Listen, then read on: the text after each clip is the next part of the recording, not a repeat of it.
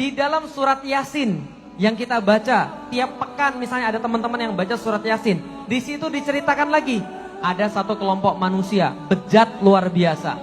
Saking bejatnya teman-teman sekalian, diutus satu nabi, dua nabi nggak cukup, diutus tiga. Diutus berapa? Tiga. Padahal pas Fir'aun jahat banget itu, tahu Fir'aun teman-teman sekalian? Tahu. Fir'aun itu diutus berapa nabi ke situ? Dua, Musa, Harun. Tapi ini saking bejatnya, nggak diutus satu nabi, dua nabi, tiga nabi diutus pada kaum tadi. Untuk supaya mereka bertaubat dan kembali kepada Allah. Ini nabi tiga diutus pada orang-orang ini nggak ngaruh sama sekali.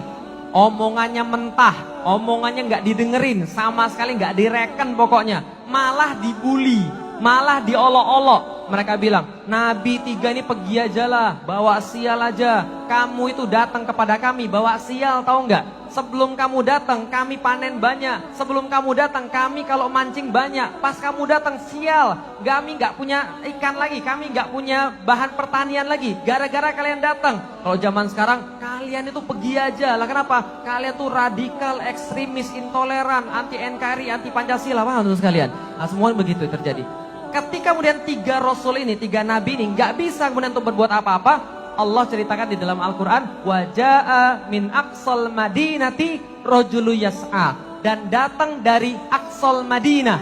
Aqsa itu artinya yang paling jauh. Aqsal Madinah, ujung kota, artinya deso. Paham teman sekalian? Dan datang dari orang deso, min aqsal madinati rajulu yas'a, seorang pemuda tergopoh-gopoh. Dan dia berkata, apa kata-kata dia? Ya qaumit tabi'u mursalin, wahai orang-orang, wahai manusia, ikuti para nabi. Lalu kemudian dia mengatakan segala sesuatu yang kemudian dikatakan oleh para nabi. Dia cuma ngulangin yang nabi ngomong, dibahasakan dengan bahasa anak muda. Ketika dia ngomong, apa yang terjadi? Ajaib. Orang-orang sadar, orang-orang jadi mau cenderung pada kebenaran, orang-orang jadi mau mengikuti risalah Nabi. Padahal nabinya ada berapa tadi? 3, sama sekali nggak bisa menyadarkan. Tapi satu orang deso ini mengulangi ucapan para nabi dengan cara yang bisa didengar oleh anak-anak muda. Lalu anak-anak muda bergejolak mau mengikuti kebenaran.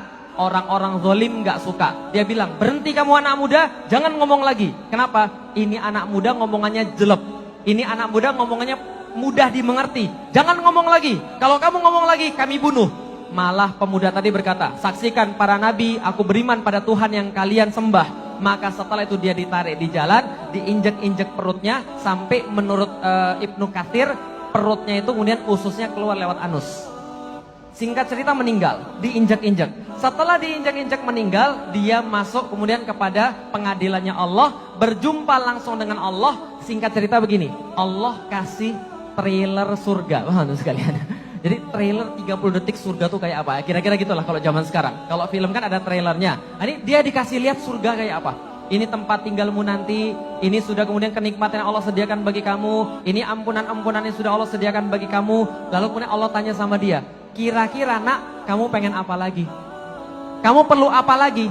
Setelah semua yang saya kasih kepada kamu tadi. Lalu dia bilang sama Allah, ya Allah, saya boleh minta sesuatu ya Allah. Minta apa lagi? Coba lihat baik-baik. Ini keanehan. Orang kalau sudah mati, ngelihat surga, gak pengen lagi kemudian apapun juga. Bahkan gak pengen ketemu keluarganya lagi. Bahkan gak pengen kemudian dunia lagi.